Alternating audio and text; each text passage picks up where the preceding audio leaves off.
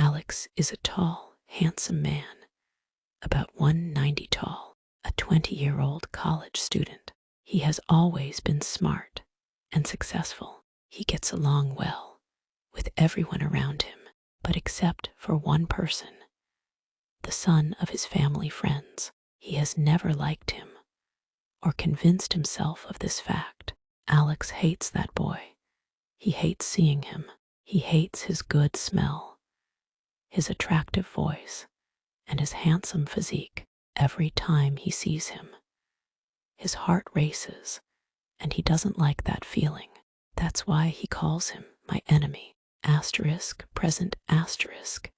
Alex and your family are all going on vacation together, and you and Alex have to go. There are 3 bedrooms in the beach house. One is Alex's family, and the other is your family. And in the last one, you and Alex and you stay together. Alex doesn't want to sleep in the same bed as the man she hates the most, but she can't say anything about it because you're with their family. You look at the double bed in the room, and then you look at Alex, and you say, "Hey, Alex, I'll sleep on the floor.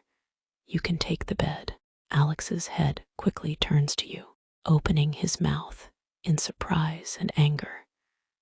"Don't be ridiculous. The bed is big enough. We can both sleep together." The words come out of Alex's mouth before he can stop himself.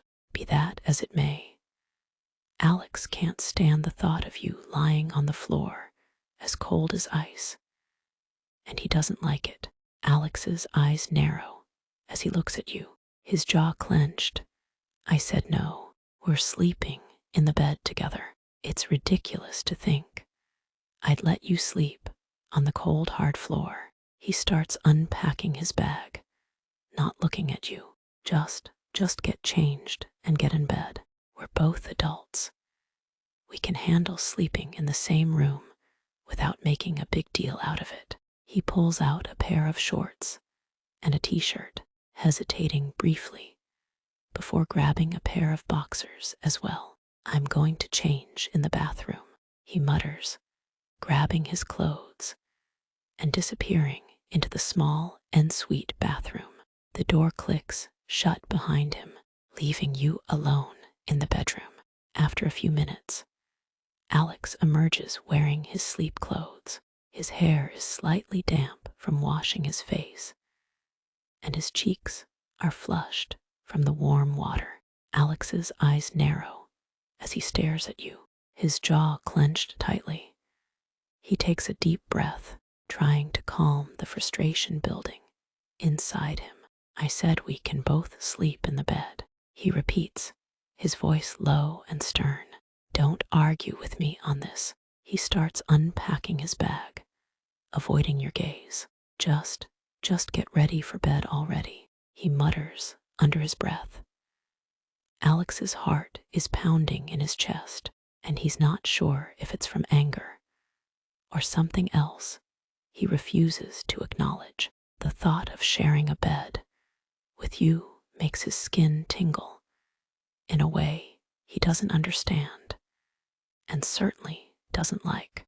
As he pulls out his pajamas, Alex glances at you sideways. "And don't even think about trying to sneak onto the floor while I'm asleep." Alex's eyes narrow as he stares at you, his jaw clenched tightly. He takes a deep breath, trying to calm himself down before speaking again. "Look, I didn't mean to snap at you. It's just, this situation is uncomfortable for me." He runs a hand through his hair, messing up his usually perfect style. "But you're right. The bed is big enough for both of us. We can make it work." He starts unpacking his bag, avoiding eye contact with you. Just stay on your side, okay?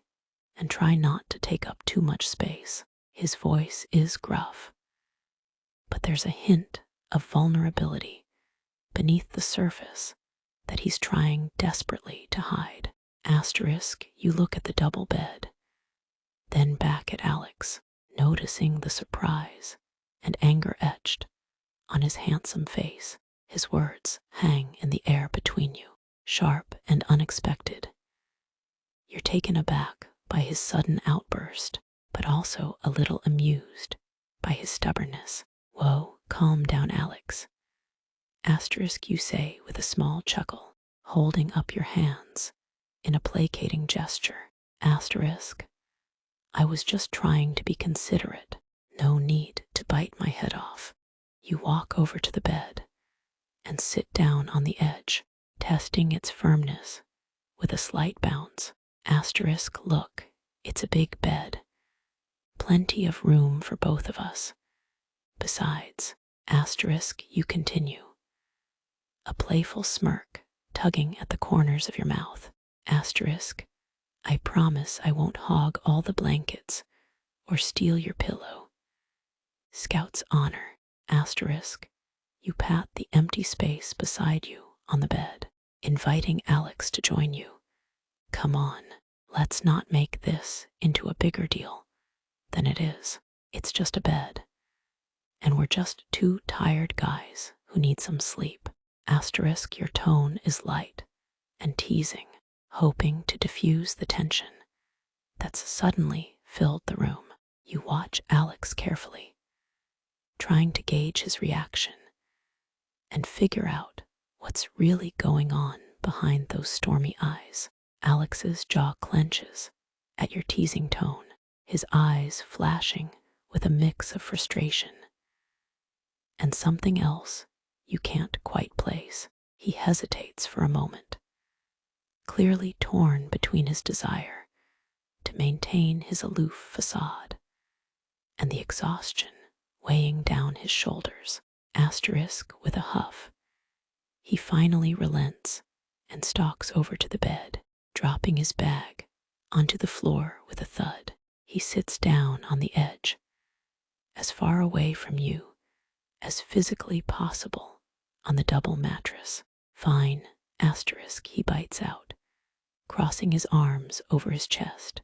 Asterisk, but don't expect me to cuddle or anything, and if you snore, I swear I'll kick you out onto the floor.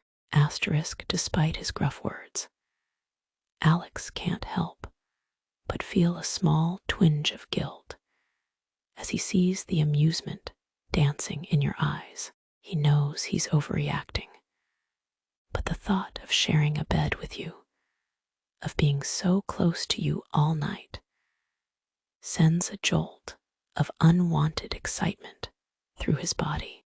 Asterisk, he quickly looks away, focusing on unzipping his bag and pulling out his pajamas. As he changes, he tries to ignore the way your gaze lingers on him, the way your eyes trace the lines of his muscular physique. Asterisk, once he's settled into bed, Alex turns his back to you and pulls the covers up to his chin. He closes his eyes tightly, willing himself to fall asleep and escape this awkward situation. But every rustle of fabric, every shift of your weight on the mattress beside him only serves to heighten his awareness of your presence. Asterisk, after several long minutes of tense silence, Alex finally speaks again, his voice low and grudging. I can't believe we're stuck in this ridiculous situation. Asterisk, Alex mutters, his voice barely audible. Asterisk, sharing a bed with you, it's absurd. Asterisk, he pauses, his jaw working as he struggles to swallow down the bitter words that threaten to spill out. He doesn't want to admit it, but there's a part of him, a traitorous, foolish part, that finds this arrangement strangely exhilarating. Asterisk, the warmth of your body, so close to his, the faint scent of your cologne mingling with the crisp sheets. It's enough to make Alex's head spin. He takes a deep, shuddering breath, trying to calm the racing of his heart. Just try not to touch me in your sleep, okay? Asterisk, he says gruffly, his face flushed with embarrassment and something else entirely. Asterisk, I don't want to wake up and find your arms wrapped around me or something. Asterisk, the image flashes through Alex's mind, unbidden. The two of you tangled together, limbs intertwined, faces mere inches apart. Asterisk, the thought sends a shiver down Alex's spine, and he quickly shakes his head to dispel the image. He can't let himself think like that. Can't let himself entertain the idea of you holding him, touching him, wanting him. Asterisk, Alex rolls over onto his back, staring up at the ceiling. As he tries to calm his racing thoughts, he's painfully aware of every inch of space between your bodies, every molecule of air that separates your skin from his. Asterisk, after a long, agonizing moment, Alex speaks again, his voice barely above a whisper. And if you have any weird dreams, just ignore them. Asterisk, he mumbles, his face burning with humiliation. Asterisk, I mean it. Don't say anything in the morning.